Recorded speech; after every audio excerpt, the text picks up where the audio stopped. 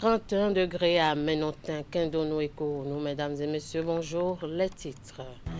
Le parti FCBE peaufine ses stratégies de campagne en vue des prochaines législatives et communales. Moins de 24 heures après l'ouverture de la campagne électorale, le parti a réuni ses candidats pour une session extraordinaire afin d'assurer au parti la victoire au terme des échéances. Les précisions à suivre. Un cadre de dialogue et de sensibilisation sur le vivre ensemble dans le cadre des élections à venir. C'est une initiative de l'ONG Igbala à Tchaourou qui ambitionne de prévenir les conflits, renforcer la vigilance citoyenne et de contribuer à l'organisation d'élections apaisées. Vous aurez les détails dans un instant. Et puis, jubilé d'argent du centre Saint-Jean-de-Dieu de Porga. Ce centre de santé a bouclé ce 8 décembre un quart de siècle d'existence, ce qui explique la célébration qui a débuté par une messe d'action de grâce dont vous aurez la substance dans ce journal. À nouveau, bonjour. Les militants et leaders du bloc républicain de la 24e circonscription électorale disent non au coup d'État et apportent le soutien au chef de l'État. C'est à travers une marche.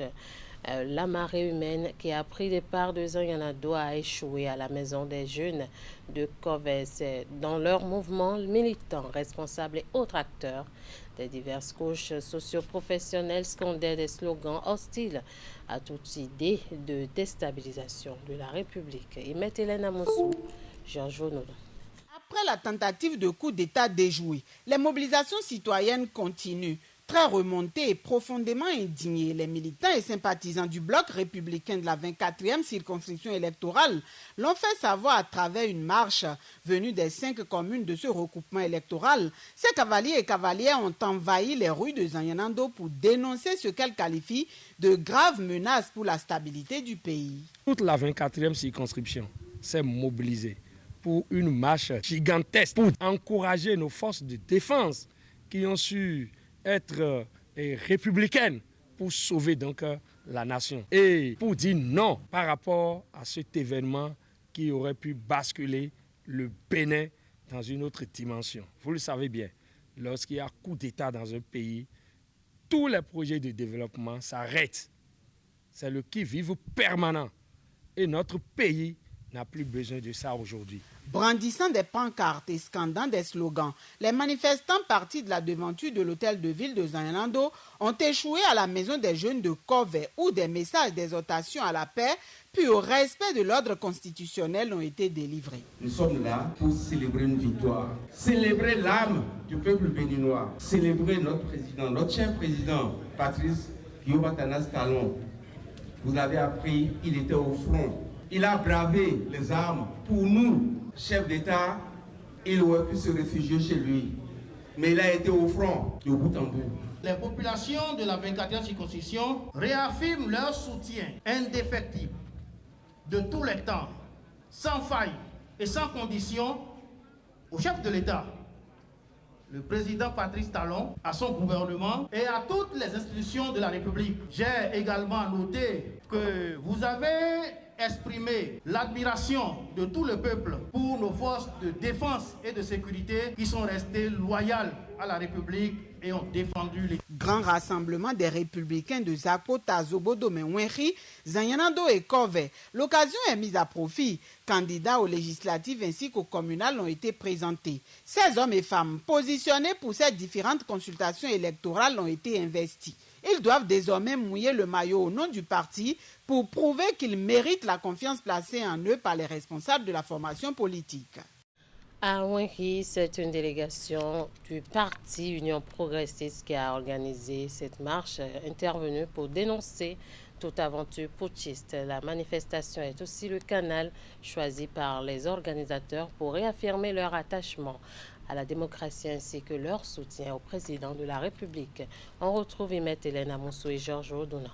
Partis de la gare routière de Wenri, ces hommes et femmes ont battu le macadam pour exprimer leur mécontentement face aux événements survenus le 7 décembre dernier. Que les dérives du genre soient découragées à jamais dans notre pays. La seule voie légitime d'expression et de la conquête du pouvoir reste et demeure celle définie par la Constitution de notre pays.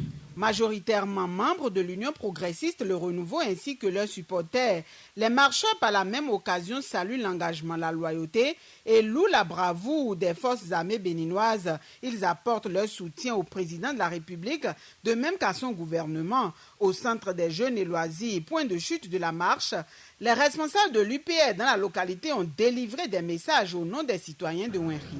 Les malheureux événements du 7 décembre 2025 ont, le moins qu'on puisse dire, brièvement suscité une légitime inquiétude au sein des populations. Fort heureusement, les forces républicaines engagées aux côtés du chef suprême des armées ont défendu avec une bravoure historique la République et l'unité nationale. Tous les fils et filles de la commune de Wenri, comme un seul homme, se tiennent debout pour témoigner avec fermeté et détermination un soutien total au président de la République dans la préservation du bien commun le plus précieux, la paix. Oui, la paix. Rien ne vaut la paix. Aujourd'hui, Wenri proclame avec éclat non à la force, oui à la démocratie. Nous exigeons le respect scrupuleux de la Constitution et des institutions républicaines garantes de notre liberté, de notre unité et de notre avenir. Encadrée par des forces de l'ordre, la marche s'est déroulée sans incident. Elle est également organisée dans le but de protéger la démocratie et s'insurger contre toute velléité de déstabilisation de la République. On parle finance à présent. Le paiement en espèces des frais de mission dans l'administration publique est désormais interdit au Bénin. L'innovation vient avec la deuxième phase du système d'encadrement des missions officielles CEMO lancé ce mardi au ministère des Finances. Le système est pérennisé et amélioré pour son impact qualitatif dans la rationalisation des dépenses administratives. J'y arrive lors des 5 années de la première phase. Compte rendu, Hugues Vingbe. Fini les risques de fraude, de vol ou de fuite de deniers publics dans les déplacements administratifs. Après une première concluante de 2020 à 2025, le système d'encadrement des missions officielles fait peau neuve dans une seconde phase. La nouvelle capitalise les acquis initiaux, contrôle des chevauchements des missions et détection des agents fictifs pour en arriver à proscrire désormais le paiement des fonctionnalités, la bancarisation intégrale des frais de mission, la gestion des missions de et de la surcharge des véhicules.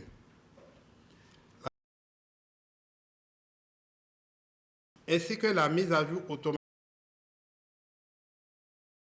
du système de paie. Dans la phase 1, les missions ont été rejetées, faisant d'inestimables économies aux contribuables. L'innovation CIMO 2, en collaboration avec la Direction nationale du contrôle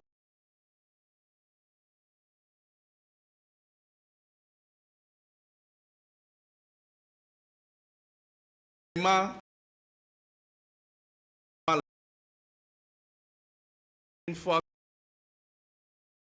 il est liquidé, il faudrait donner au Trésor de faire la même mission. Donc, ce qui va augmenter l'efficacité des et dire que nous travaillons déjà à comporter essentiellement 2 volets.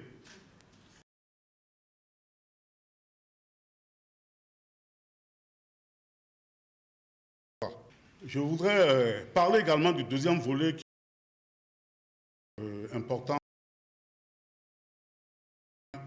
d'aller tamponner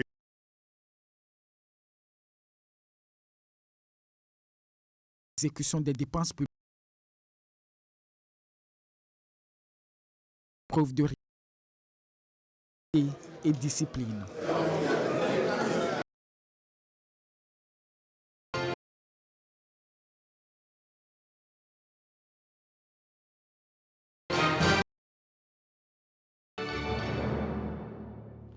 Et je l'annonçais en titre, dans un contexte de campagne électorale en vue des élections législatives et communales du 11 janvier 2020, Émergent mobilise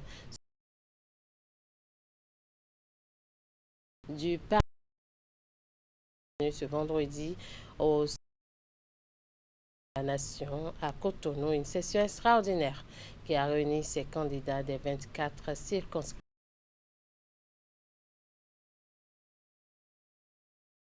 pour conquérir.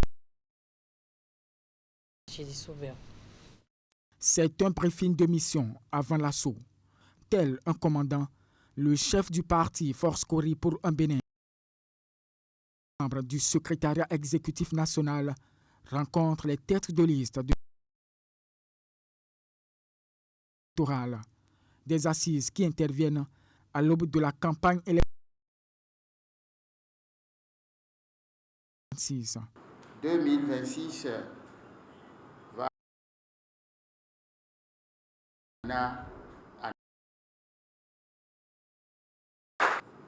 pour donc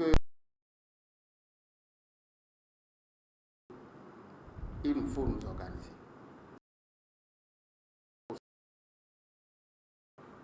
Pour partager nos éléments de langage, faire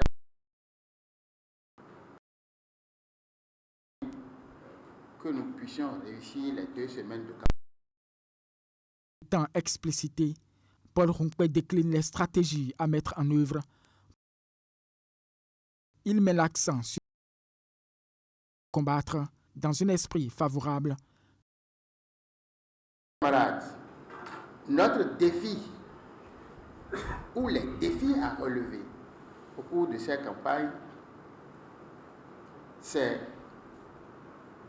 d'avoir un discours approprié, un discours qui accroche les lecteurs, mais un discours qui préserve la paix, puisque c'est sur ce chemin-là qu'on s'est engagé depuis 2019. Nous devons faire la campagne malgré toute l'adversité que nous aurons à rencontrer. Il ne faudra pas céder à la provocation.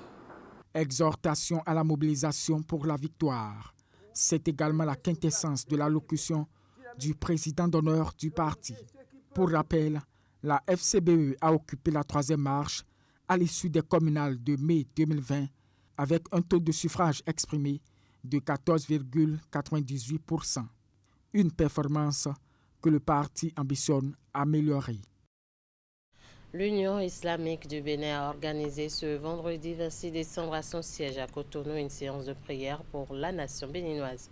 L'initiative fait suite à la tentative de coup d'État intervenue au Bénin le dimanche 7 décembre dernier. La fêtière de la communauté musulmane a également prié pour le chef de l'État, Patrice Talon, et l'ensemble des présidents d'institutions de la République. Cette prière a été dite en présence d'une délégation du gouvernement conduite par le ministre des Enseignements maternels et primaires. Voici le compte rendu.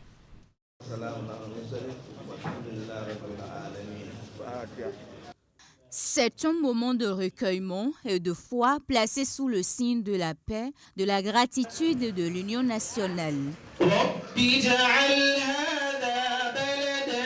3 semaines après la tentative de coup d'État au Bénin, l'Union islamique du Bénin élève des prières pour la nation. Réunis autour des imams, les fidèles ont rendu grâce à Allah pour avoir préservé le Bénin du pire ce 7 décembre 2025. À travers des invocations et la lecture coranique, les responsables religieux ont prié pour la stabilité du pays, la protection du peuple béninois et la sagesse pour le chef de l'État.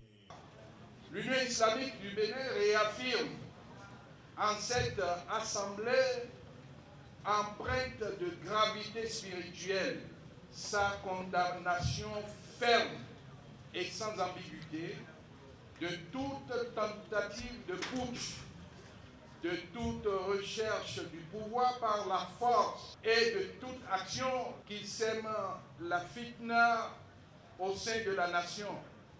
Car la fitna est obscurité et Allah n'aime pas l'obscurité.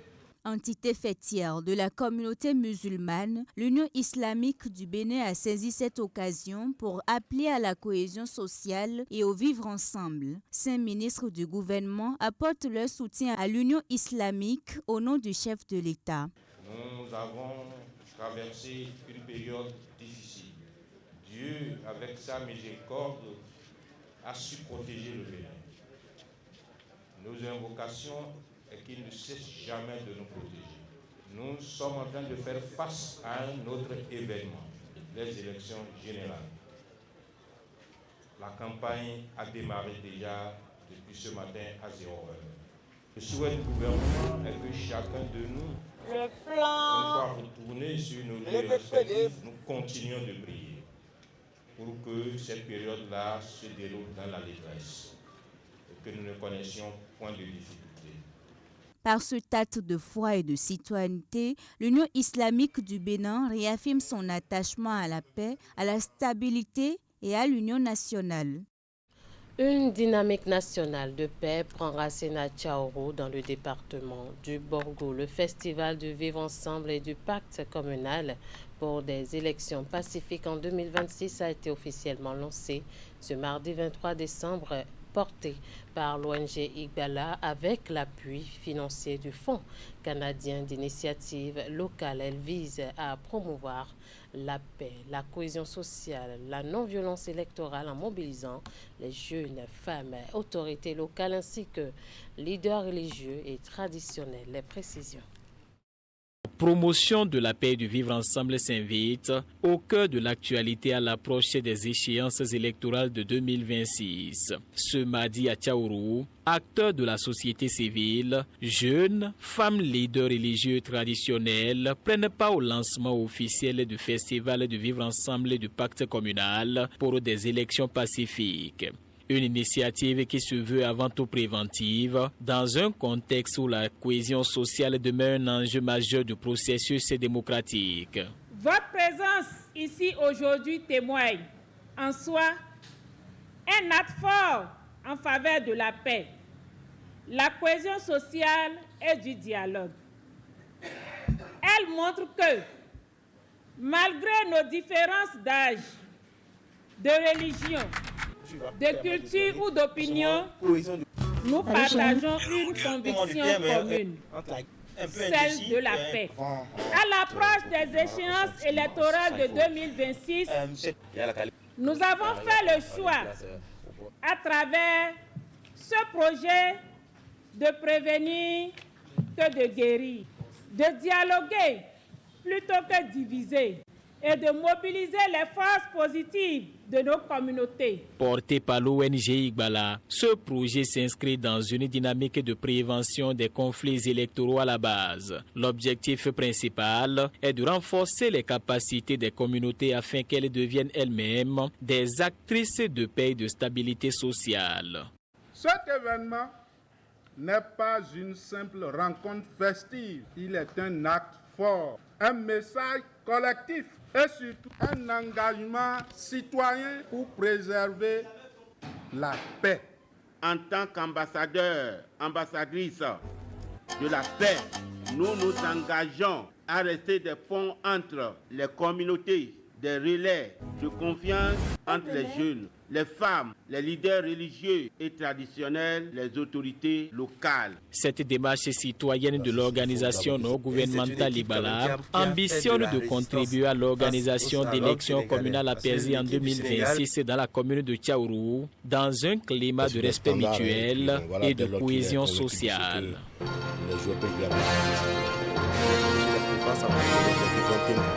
Après une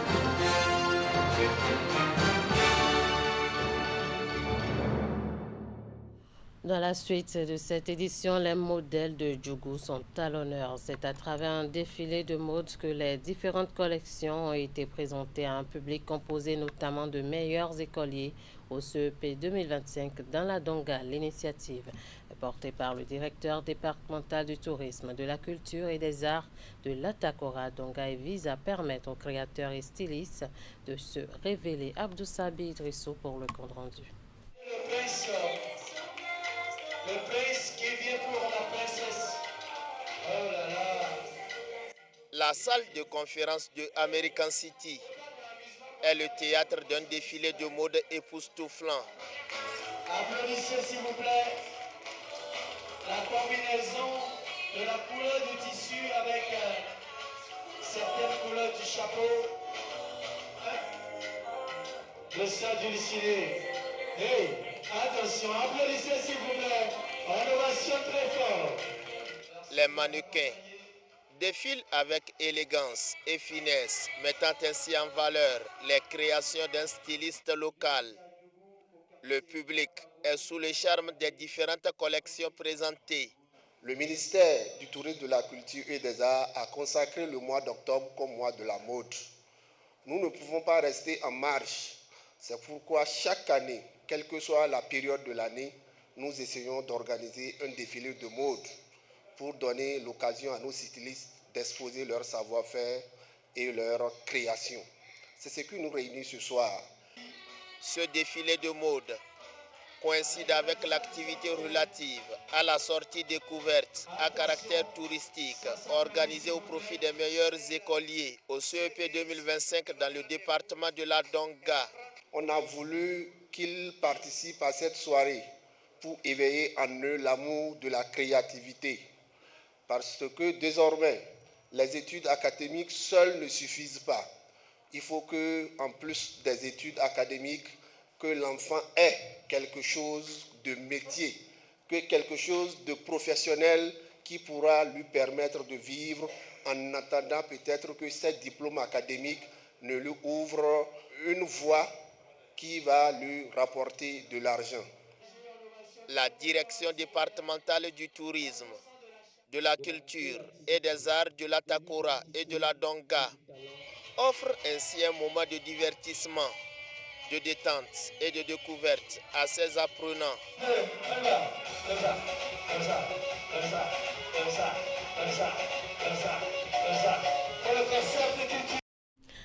8 décembre 2001, 8 décembre 2025, cela fait 25 ans que le centre de santé Saint-Jean-de-Dieu de Porga a été créé par la communauté des frères de Saint-Jean-de-Dieu. Pour marquer d'un cachet spécial les 25 années, une messe d'ouverture de jubilé d'argent a été célébrée le dimanche 21 décembre à Porga. C'est Monseigneur Antoine Sabibio, évêque du diocèse de Natitingo, qui a présidé la messe. Alassane Arouna. La paix soit avec vous. C'est cette célébration eucharistique qui vient donner le top au jubilé d'argent du centre de santé Saint-Jean-de-Dieu de Porga. Une célébration présidée par Monseigneur Antoine Sabibio, évêque du diocèse de Natitingo, pour rendre grâce au Seigneur qui a permis à ce centre hospitalier de parcourir ces 25 dernières années au service des populations de Porga. L'ouverture de ce jubilé des 25 ans est une occasion privilégiée pour renouveler notre engagement au service de la vie et de la dignité humaine. Elle est aussi une invitation adressée à tous les partenaires, aux autorités et aux personnes de bonne volonté à continuer d'accompagner cette œuvre de santé afin qu'elle puisse répondre durablement aux besoins des populations. Moment de communion et de renouvellement de l'engagement de tout le personnel soignant de ce centre vers l'avenir, cette messe d'ouverture aura été l'occasion pour les uns et les autres de mettre un accent particulier sur les différentes œuvres de santé, de charité et de compassion menées par la communauté des frères de Saint-Jean-de-Dieu au profit des populations locales. En célébrant ce jubilé d'argent, nous rendons grâce à Dieu pour le chemin parcouru, pour les bienfaiteurs, les partenaires, ainsi que pour toutes les personnes qui, de près ou de loin, ont contribué à faire du centre de santé de Porga un lieu de soins. Nous sommes rassemblés pour dire merci à Dieu. Avec reconnaissance, nous accueillons ce jubilé que nous ouvrons en ce jour. Et notre gratitude s'étend sur tous les acteurs d'hier et d'aujourd'hui qui ont permis à cette maison de voir le jour et de venir au secours de nos frères et sœurs éprouvés dans leur santé. Faire de ce centre de santé confessionnel Un véritable sanctuaire de soins, d'espérance et de dignité humaine, tel est le sacerdoce de tout le personnel soignant de la communauté des frères de Saint-Jean-de-Dieu qui, malgré les menaces sécuritaires qui pèsent sur cette localité, a accepté de dépenser son sacrement au service des populations locales, manifestant ainsi la présence de l'Église catholique romaine à Porga. Le monde entier a célébré la fête de la Nativité ce 25 décembre. Au-delà d'offrir ou de recevoir des présents, Noël, c'est des moments de partage en famille, entre amis ou en couple. Une équipe de la rédaction a fait le tour de la ville de Cotonou dans la soirée de ce 25 pour prendre le pôle au niveau de certains espaces publics. Voici le reportage.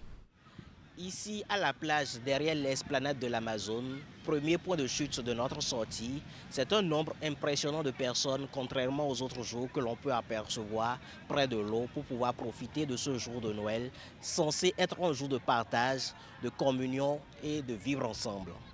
Ce soir, je suis venu passer un bon moment avec mes amis. Comme c'est la fête, il faut sortir et changer les idées.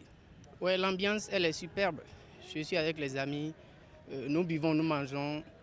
Et il y a quelques jours, il n'y avait pas cela. Aujourd'hui, nous sommes là.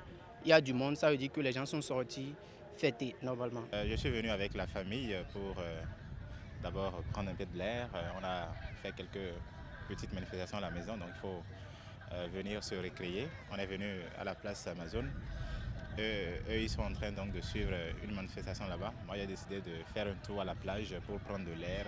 J'ai vu également les policiers qui passent de temps en temps pour la sécurité, pour éviter que les gens soient trop proches de l'eau. Donc il y a une distanciation que la police fait observer donc à la population pour qu'il n'y ait pas de dégâts certainement. Je vais souhaiter des vœux à tous ceux qui me reconnaîtront à travers les images. Je leur souhaite de très bons vœux de Noël et par anticipation également de très bons vœux de Nouvel An. À la Corniche, autre point d'attractivité en cette période de fête à Cotonou, le constat est pareil. De nombreuses personnes viennent en pique-nique, prendre des photos, immortaliser ces moments festifs en couple, en famille ou entre amis.